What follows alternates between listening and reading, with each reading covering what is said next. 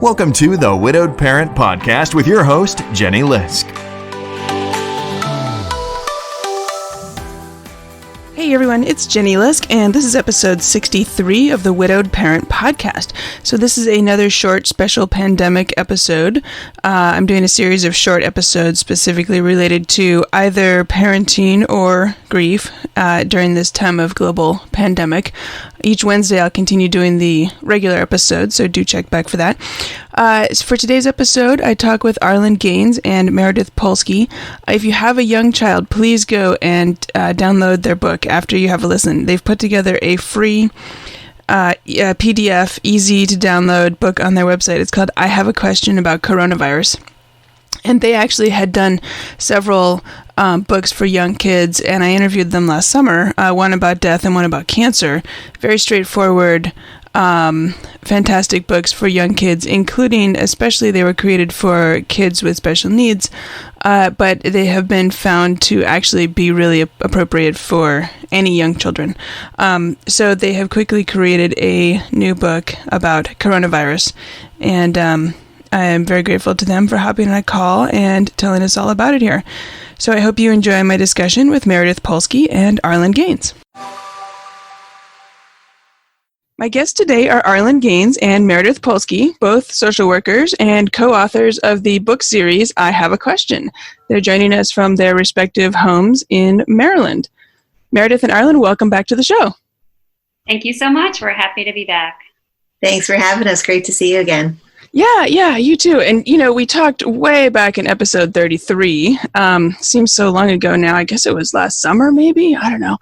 But about the topic of grief as it relates specifically to kids with autism.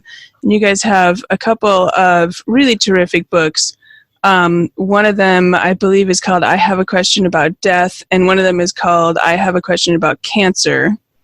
And you also have one on divorce that may be of interest to some people as well. But specifically for this audience, I think those first two may be quite relevant. So I'll put the link in the show notes for listeners to our discussion there and, of course, to those books on Amazon, because I think those are fantastic, and I want to make sure people know about that and go back and listen if that's relevant, that particular discussion. But for today, thank you for joining me for a short special episode on parenting in this time of global pandemic. And I should say that today, as we're talking, it's March 27th.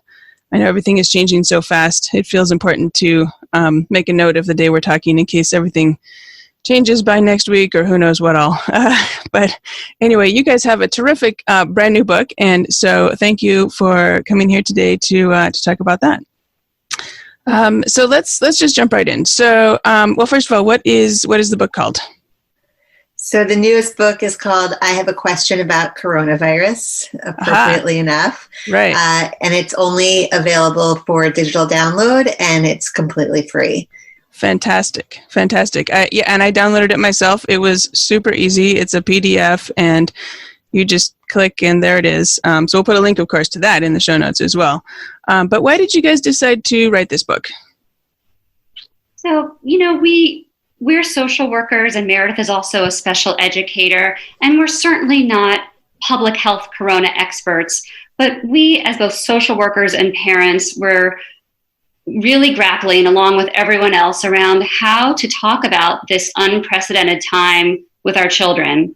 And so we thought we could bring our expertise around supporting children around times of loss and change and transition, like we have in our other books, and bring that experience to this time when things really do feel so uncertain. So who is this book for? This book is really for all kids. The I Have a Question book series was really targeted towards children with autism spectrum disorder or other special needs. And what we heard over and over again from parents, teachers, educators was that special need or not, this is really a great way to talk to kids about challenging topics. And so our initial audience, because that's who is so close to our heart, in terms of children with special needs or learning differences, And we certainly want to honor the fact that they are underrepresented in children's literature. And we really wanted to speak directly towards them for our other books in ways that other children's books really were not doing. And so I have a question about coronavirus. Obviously we put it together really quickly. It was actually just in a matter of a couple of days. And what we realized was that for our other topics, death and divorce and cancer, as you mentioned, there are lots of books for sort of typical learners or children who learn in typical ways. And when we wrote our books, we wanted to appeal to an audience for whom those other books weren't working. For coronavirus, nobody's heard of this before. There aren't books already on the market for children and helping to understand it. So it wasn't just about reaching an audience of children with autism or other special needs. It was really trying to figure out a way to talk about coronavirus with all kids, regardless of ability, disability, typical learner, not typical learner, and figure out a way to do that would be meaningful to all children without really exacerbating fears and anxieties at this particular moment in time. Okay, that makes a lot of sense. And so I should say, I think one of the special things about your approach is that they are very clear and straightforward. You're not trying to interpret a dinosaur who has coronavirus and what that means in your family. It is very, it's a picture book with words. Can you tell us how it's laid out?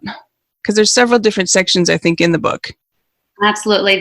So I have a question about coronavirus, follows the same template as all of our other books.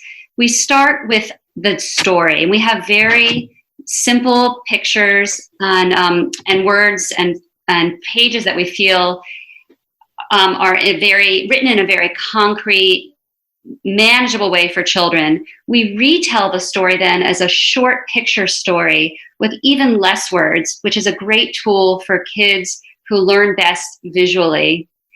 And then the final section, we have suggestions for parents and caregivers. Okay. And so thinking of I don't know what you call it, the primary story or the first section with all the pictures and all the words, I think it's organized around questions that kids might have in this situation. Can you tell us some of the questions that you address? Sure. So, we really, as with all of our books, we really we don't make up questions that adults are asking. We really look at what children are asking. So our own children, children of our friends and colleagues.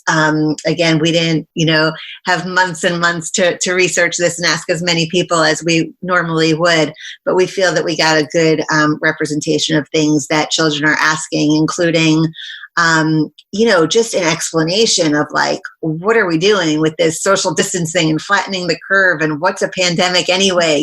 There are all these things that, I don't know if as a culture we've just made up these words now, but most of them we've never heard before. So explaining those things to kids, also the things that they're worrying about, are they going to catch coronavirus?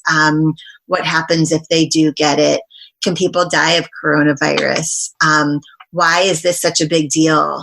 When people get sick all the time with other things. And most importantly, sort of how it affects their everyday life, right? Children are really self-centered in a really good way. And they really want to know how their days are going to be different, what they can expect, each day, each hour, what will be different, what will be the same, and whether or not things are going to return to how they were before. And I'll just piggyback and say that we really address in our story the challenge of uncertainty and how we know children crave concrete answers. So we do try to say some questions have an answer and validate how hard it is when other questions don't have an answer. And so we make sure we have that message in not just this book, but all of our books. Right. Terrific. Okay. And so if parents are thinking about whether this is for their age of kids, what kind of age range are we talking about here that might be interested in checking this out? So most of our books are geared towards ages 5 to 11. There are parts of this book that would definitely appeal to younger children, and we've heard that from parents and educators as well, even if they skip over certain parts or just read the parts that feel most relevant. And I can say for myself, my kids are 11, 13, and 15, and they were instrumental in sort of getting this project together. And when it was done and they each read it, they each said, and this is like, the biggest compliment from teenagers, but they each said, Mom, that was actually really helpful. So, yeah, and I think Arlen had a similar experience. I have 2 teenagers, and one of them said those exact words. This was actually helpful. Wow, what a I'll take it. Yeah, that's awesome. Okay, well, maybe I'll have to show it to my 13 and 15-year-olds then as well. Terrific. Okay, just a couple more questions here. I've heard you guys say that children have the ability to sense what's going on, and how that's particularly relevant, I guess, right now. Can you talk a little bit about that? Sure. Like other difficult subjects, like a death in the family or someone who has a serious illness, we know that children have this amazing ability to sense what's going on. And often as adults, we try to cushion these difficult topics by either not talking about them or talking about them maybe through metaphor. And we know that children are actually comforted when they can know what's going on. And as parents, we can provide guidance in language that is just right for the kids. So simple, clear language, responding to the need, responding to the questions, and opening up the conversation. Yeah. Terrific. Okay. I think that's all the questions that I have for now. Before I close up, let me just reiterate that this is a free download. It's easy to download. It's terrific. Where can people find this book?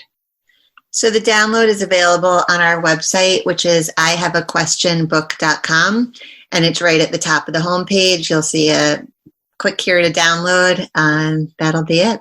Yeah, terrific. Okay, and you guys did a segment on TV. I'll put a link in the show notes. I think if we can try to get the word out, I think a lot of parents need this resource right now, parents of young children in particular.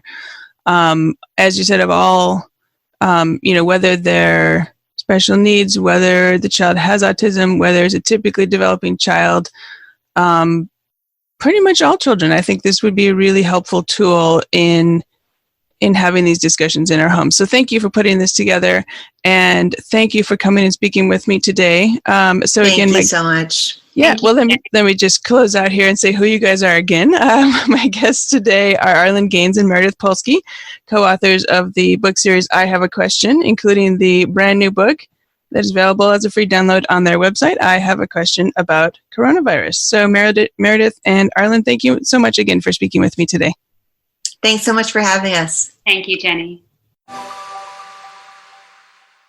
I hope you enjoyed my interview with Meredith Polsky and Arlen Gaines as much as I did. You can find show notes and all the links at widowedparentpodcast.com. Look for episode 63.